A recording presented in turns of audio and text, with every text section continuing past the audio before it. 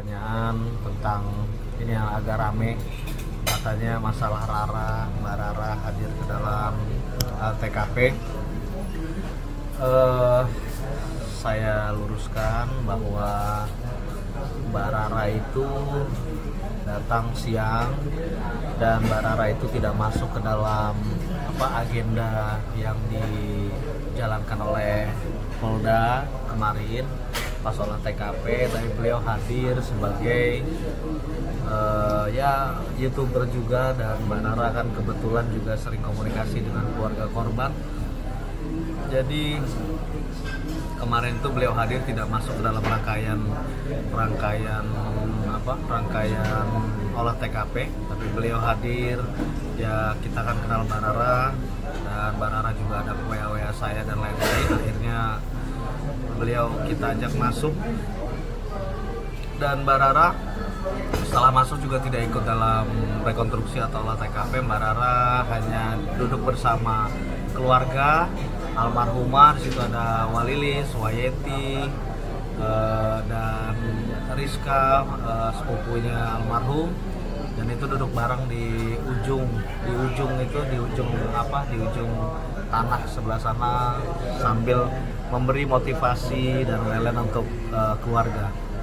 Jadi itu terkait masalah keterangan tentang Mbak Rara ya. Jadi tidak ada sama sekali Mbak Rara itu masuk dalam posisi diundang kepolisian atau masuk dalam rangkaian olah TKP, tidak.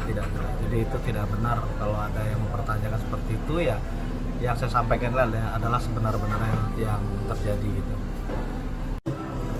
Baik, terkait pertanyaan Kang Heri selanjutnya, kenapa tersangka 340 saat ini hanya wajib lapor karena ini bukan pasal nyolong ayam? Ya, ini semua menjadi pertanyaan kita semua. Hanya kami yang akhir-akhir ini intens komunikasi dengan Polda, dan kami juga yang cukup keras untuk mendorong Polda untuk segera menetapkan dan menangkap para tersangka ini, khususnya 3 orang. Tetapi kami mendapatkan berita, dan kami juga sering sharing dengan Pak Dirhumnya, Pak Surawan, Kasubdit, Pak Veno, dan para penyidik yang sudah luar biasa. Penetapan tersangka sudah jelas, tetapi para penyidik ini masih ingin mendalami, menggali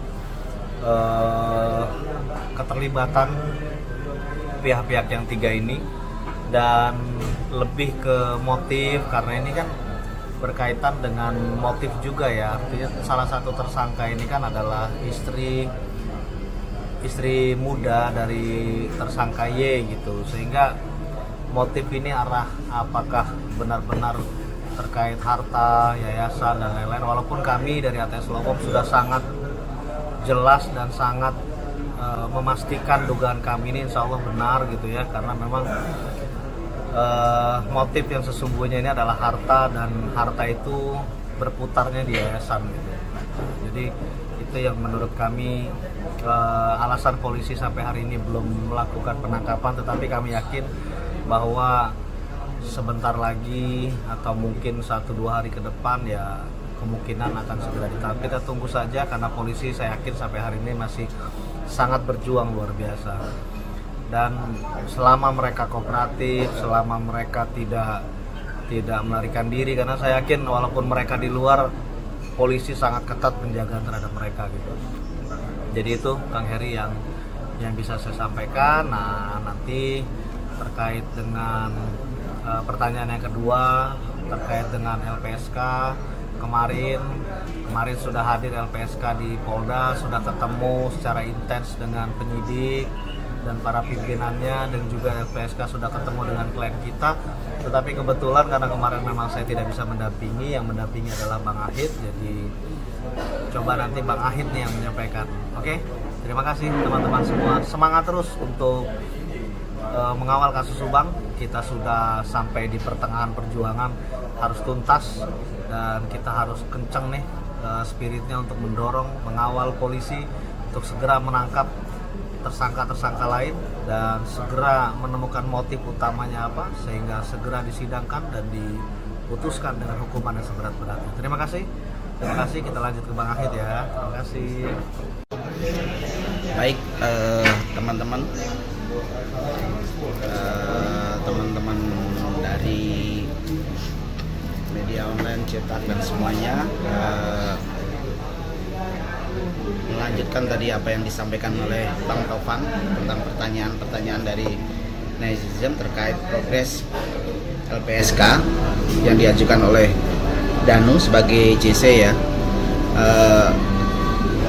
Surat permohonan perlindungan hukum serta pengajuan sebagai JC tanggal 18 Oktober kemarin sudah kita ajukan ke LPSK, Lembaga Perlindungan Saksi dan Korban, dan alhamdulillah kemudian ditindaklanjuti secara cepat oleh pihak LPSK.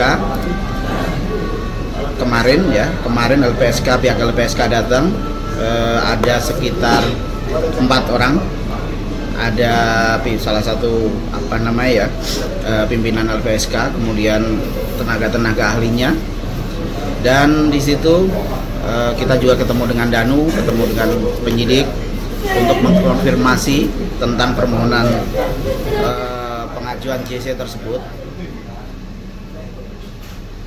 Banyak sekali kemarin pertanyaan yang memang diajukan oleh pihak LPSK kepada Danu sebagai tersangka yang membongkar kejahatan tindak pidana pembunuhan ini ya. Dan alhamdulillah kemarin juga sudah lancar sebetulnya dijawab secara tuntas oleh Danu dengan dengan kita dampingi. Danu terlihat lepas, nyaman sekali memberikan keterangan gitu, tidak ada yang ditutup-tutupin. Dan LPSK juga demikian, sudah proaktif ya, serta bagus sekali dalam menghandle kasus ini, menindaklanjuti permohonan kita gitu ya.